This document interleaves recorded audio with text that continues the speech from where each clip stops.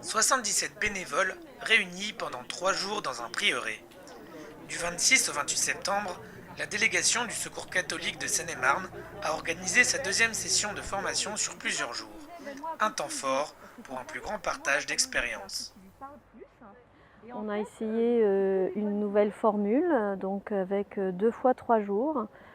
3 jours consécutifs avec hébergement sur place. On a vraiment beaucoup de bénévoles qui se sont inscrits, qui profitent, et surtout le fait de faire ça en 3 jours consécutifs fait qu'on multiplie les temps informels je sais pas, par 12, 20, c'est énorme, et tous ces temps informels, on le sait bien, c'est là qu'il y a du partage. Et on se forme aussi en partageant nos expériences.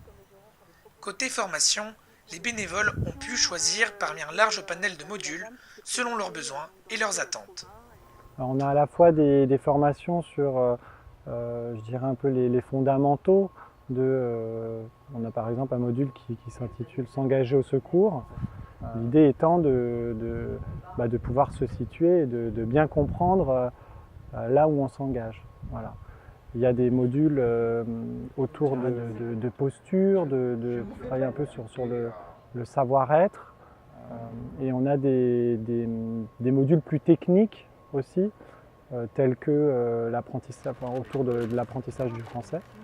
Et on a des modules qui permettent aux bénévoles de prendre du recul un peu, de venir se ressourcer pendant une journée, 2 journées, 3 journées. On prend du temps pour soi. Et un module aussi à destination des bénévoles en responsabilité, là aussi pour pouvoir identifier qu'est-ce qui est attendu, où est-ce que moi en tant que responsable je peux trouver du soutien. Voilà. Un temps fort comme aujourd'hui, c'est très important pour les bénévoles en responsabilité parce que ça nous permet d'échanger avec les autres responsables et d'échanger aussi sur les difficultés qu'on peut avoir dans nos missions par rapport à nos accueillis, mais aussi par rapport aux bénévoles que nous avons dans nos équipes.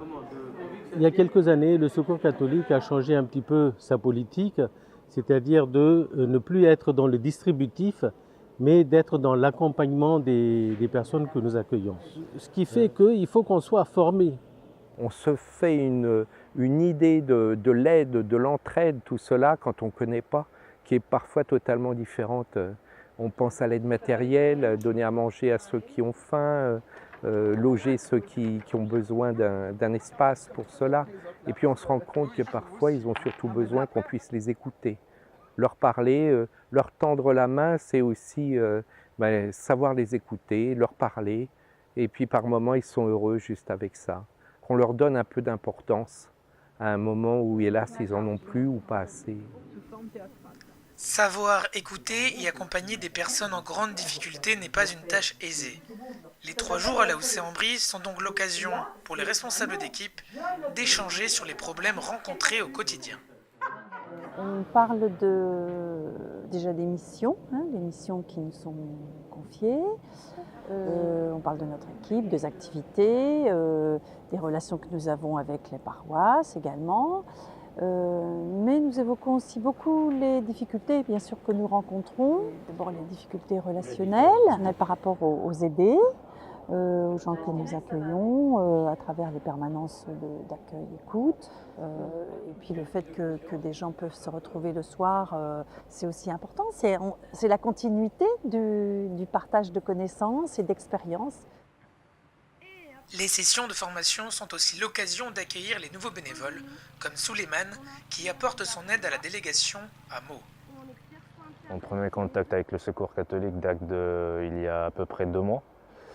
Et j'ai commencé il y a 1 semaine. Je suis musulman, croyant, plus ou moins pratiquant selon les périodes. Et ça, on te le dit dès le début, ça s'appelle le Secours catholique, mais on est ouvert à tout le monde, peu importe ta confession, peu importe si tu es croyant ou pas. Et bien sûr, c'est quelque chose auquel j'adhère forcément.